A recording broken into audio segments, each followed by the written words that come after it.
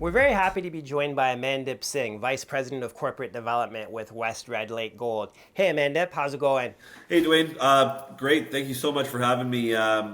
We've seen you've been following around the story, and really appreciate your support. And it's good to finally get to do this, and really get an interview going between the two of us. Yeah, definitely. It's good to finally talk, and we're glad to have you join us. So, Amandip, we have to start with the current setup for gold. It looks like there's multiple catalysts, both economic and geopolitical right now. What are your thoughts? We're looking at going into a potential looking at pauses in rate hikes, and sure enough, 2 days ago it was signaled that they will be pausing rate hikes, and the way gold performs during these sort of cycles of rate pauses, I think the setup just in that frame is there for gold to really outperform many of the other asset classes. And you know what? You couple that with a lot of geopolitical, sort of uncertainties around the world. I think, I think there's a very positive read through for gold as a whole. Right, right. And West Red Lake's extremely busy over the next 12 months. You have an ambitious drill program and a number of resource updates planned. So, walk me through your catalysts. Which are you most looking forward to? Yeah, well, you know what? Ideally, the one we're looking most forward to is that eventual gold pour, which we're looking for that 18 to 24 months out. 2025, sometime midway through 2025, we look to have that first gold pour, and would love to have you come up to the mine for that ribbon cutting pouring ceremony. But certainly that's the biggest thing that we're looking forward to. But clearly, when we told the market that we're taking a measured approach to doing this, there are these significant milestones that we're doing along the way, which we're very excited about. One, from an exploration standpoint, just ongoing results. Very excited about those, especially from our Rowan project. The results have been nothing short of spectacular. But the steps that we're taking to de-risk the asset. We're going to have a PEA come out next year, and that PEA is going to envision a hub and spoke model where we source material from multiple satellite deposits and process them at the Rowan processing facility, or sorry, at the Madsen processing facilities. We think there's going to be significant economic value unlocked with that. Then obviously all the drilling that's happening, we're going to look to update our resource estimates.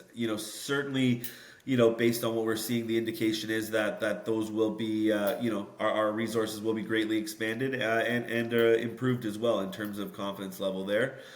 And I guess ultimately having our restart fully funded. I think these are three market catalysts as well as three significant milestones that us as a company want to achieve. You recently released additional positive drill results from your Rowan mine. Tell us what you're learning about the extent of the vein system. It definitely looks like the veins run much deeper and at higher grades than you've currently defined.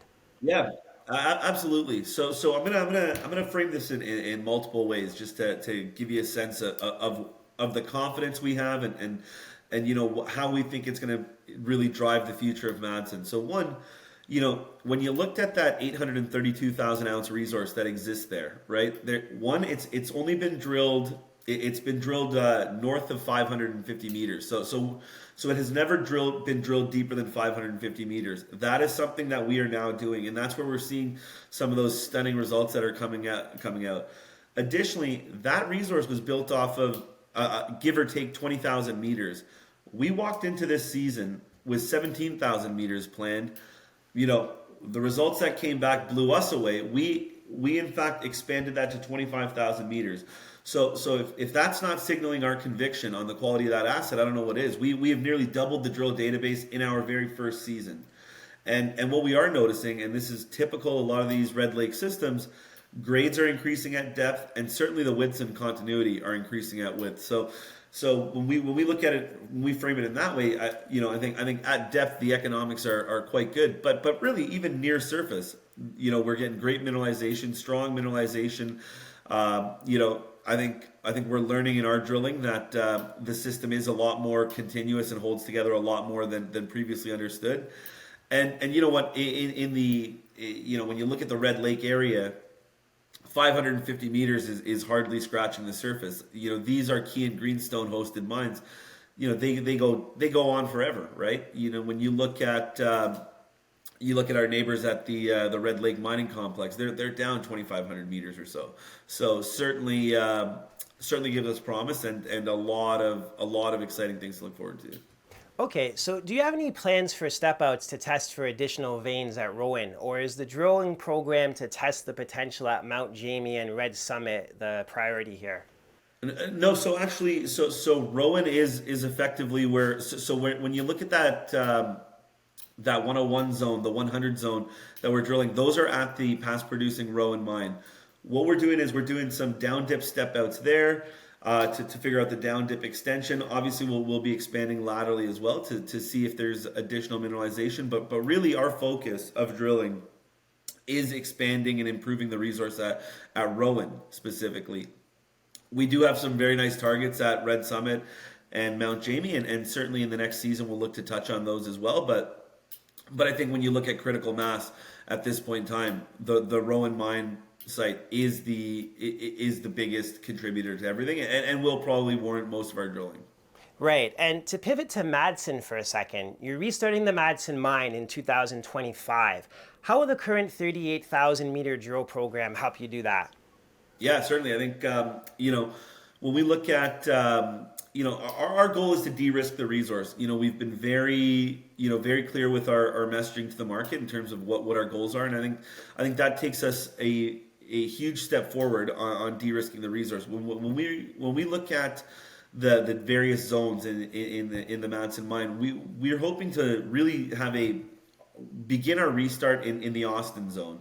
It's if you recall from Pure Gold's operating history, it's where they towards the end of their 18-month production run, it's where they started getting in. There's higher grade material, there's more continuity, and really had the previous operators been given a bit more runway, they could have made a go of it. So we look at we're taking the stance that what were hurdles for the previous operator, we're looking at them as stepping stones. So at 38,000 meters, we're going back into the Austin zone, drilling from underground, tightening up the drill spacing, and we want to be in a situation where 5 years of our production is de-risked and delineated from that Austin zone, and that 38,000 meters gets us gets us in that direction and really helps helps us with our restart planning. And in terms of planning, what are the most important things the team can do from now till 2025 to ensure Madsen becomes a profitable long life asset? Yeah, certainly, and I think I think our focus is one. So drill off the resource so it's de-risked. Certainly, the infrastructure above surface has never been the issue. This is world class infrastructure.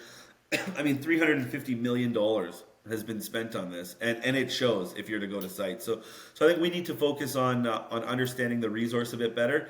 There's certain efficiencies that we think exist. For instance, we're looking to connect the east and the west portal. And the reason we're trying to do that is, when we had noticed in the previous operating run, those portals are not connected. So material would go up one portal, get dropped on site or on the ground. Contractor would pick it up, bring it to the other portal. It gets dropped again. Then our team handles it, brings it to the mill. Just picking up and putting material down, you lose some of it. Certainly, hiring a contractor to just move material costs money that doesn't need to be done. And between the two portals, you're crossing municipal roads, so you couldn't operate 24 hours a day. There was only certain daylight hours. So we're looking at things like that. Connect those portals underground. Unlock those efficiencies there. Dewater the shaft. See if there's, drill deeper. See if that Madsen 8 zone reveals itself to be what we think it possibly could be. I mean, if you look at the high grade drilling that came out of there, certainly it signals that it could be something analogous to the Red Lake, the high grade zones at the Red Lake mine. And then on top of that, explore, have multiple mining phases going on at the same time. Look at a hub and spoke model. Get multiple mill feeds. Certainly from our Rowan deposit, the grade at 9.3 grams would certainly sweeten the grade that we have at Madsen as well. So these are just a number of initiatives that the team is undertaking to ensure that we have a very economically robust operation at Madsen.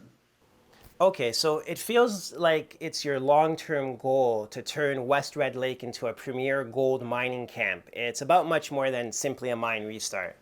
Certainly, yeah. I think our ambitions lie in creating the next premier Canadian miner, right? I think when you look at our our strategic advisors, you look at our largest shareholder and founding shareholders, Frank Giustra. He's done it before. This is one of his core competencies.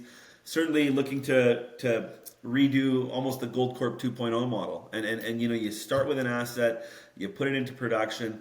Certainly getting the Madsen asset back into production that a gives our equity an uplift, so that becomes a very valuable currency to go out on the M&A trail, and then it just shows the market that our team, we are mine builders, we are restart specialists, and again we've done that, right? And I think that again lends credibility to us. Our currency is worth more, and certainly that positions us well for our next acquisition, or our next onlining of an organic growth project. Amandip, what's the next update we should look forward from you guys? More intercept results? I would say certainly the most near term would be exploration results, and that's because look, we've got a very robust drilling program, right? 25,000 meters at Rowan. We just mobilized a drill recently to the Madsen site as well, so we're drilling those peripheral targets there.